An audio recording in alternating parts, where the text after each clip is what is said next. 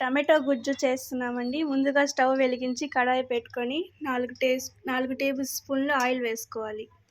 Oil వేడయ్యాక ఒక spoon ఆవాలు వేసుకోవాలండి. కొంచెం జీలకర్ర కూడా వేసుకోవాలండి. ఆవాలు చిట్టుపట్టు అన్నాక ఉల్లిపాయలు వేసుకోవాలండి.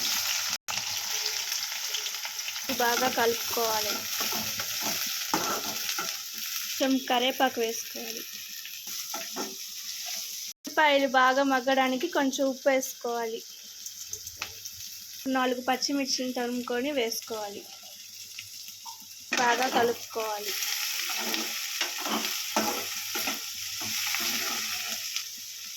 పావు టీ స్పూన్ పసుపు వేసుకోవాలి. కలుపుకోవాలి. ఎర్రగడ్డలు ఇలా బాగా మగ్గిన తర్వాత కట్ చేసుకున్న ఒక 5-6 టమాటాలని వేసుకోవాలి.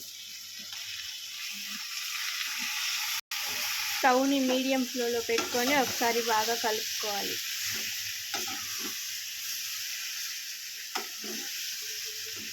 కొంచెంసేపు మూత వేసుకొని టమాటాలు బాగా మగ్గే వరకు ఒక టీ స్పూన్ కారం వేసుకోవాలి. పచ్చిమిరపకాయలు వేసుకున్నాం కాబట్టి చూసుకొని వేసుకోవాలి కారం. ఒకసారి బాగా కలుపుకోవాలి.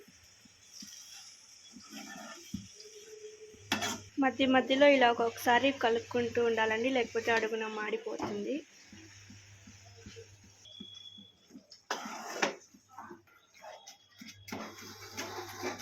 మధ్యలో ఇలా మూత తీసుకొని బాగా కలుపుతూ ఉండాలి. టమాటాలు బాగా మగ్గే వరకు స్టవ్ని మీడియం ఫ్లేమ్లో పెట్టుకొని బాగా మగ్గనివ్వాలి.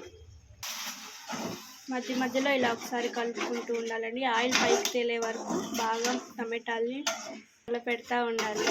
టమాటాలు బాగా మగ్గి ఇలా ఆయిల్ పైకి వస్తుందండి. ఒకసారి కలుపుకొని ఇలా కొత్తిమీరతో గార్నిష్ చేసేస్తే టమాటా గుజ్జు రెడీ అయిపోయినట్లే. అన్నంలోకి చపాతీలోకి చాలా బాగుంటుంది.